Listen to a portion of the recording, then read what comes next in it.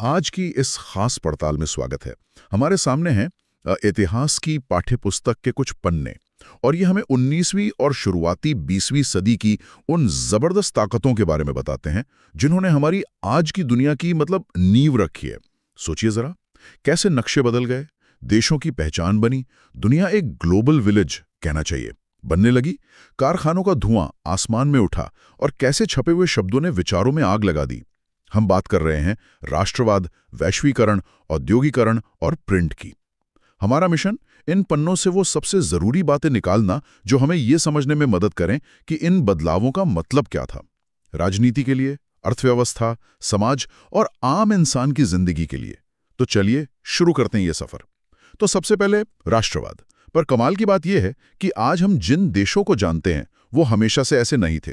18वीं सदी का यूरोप बिल्कुल अलग। जर्मनी, इटली, स्विट्जरलैंड थे ही नहीं, सब बटा हुआ था, राज्यों में, रियासतों में। जैसे वो हैब्सबर्ग साम्राज्य का उदाहरण है। हाँ बिल्कुल। उसमें तो कितने अलग अलग क्षेत्र और लोग थे। ऑस्ट्रियन, हंगेरियन, चेक, इतालवी, पोलिश, अलग भाषाएं, अलग जातीय समूह, मतलब एक झंडे तले तो थे पर शायद दिल अलग अलग धड़कते थे। सही कहा। और फिर आई 19वीं सदी, जब ये हम एक राष्ट्र हैं वाली भावना जोर पकड़ने लगी। हाँ, और स्रोत हमें वो फ्रांसीसी कलाकार फ्रेडरिक सोरियो। हाँ हाँ, 1848 वाले चित्र। जी, उनके सपनों की दुनिया दिखाते हैं। उनकी तस्वीरों में अलग अलग देशों के लोग अपने झंडों के साथ आज़ादी की मूर्ति की तरफ बढ़ रहे हैं। ये दिखाता है कि एक राष्ट्र राज्य का विचार कितना शक्तिशाली हो गया था। और फ्रांसीसी क्रांति का भी तो असर था, आज़ादी, बराबरी, भाईचारा। बिल्कुल, ये विचार फैले। नेपोलियन ने एक तरह से प्रशासनिक एकता तो लाई, मतलब एक जैसे कानून नापतोल लागू किए, पर उसका शासन वो थोड़ा दमनकारी भी था। टैक्स बढ़ गए, जबरन फौज में भर्ती। अच्छा। तो इससे लोगों में हम फ्रांसीसी या हम जर्मन वाली भावना और भड़की, विरोध में।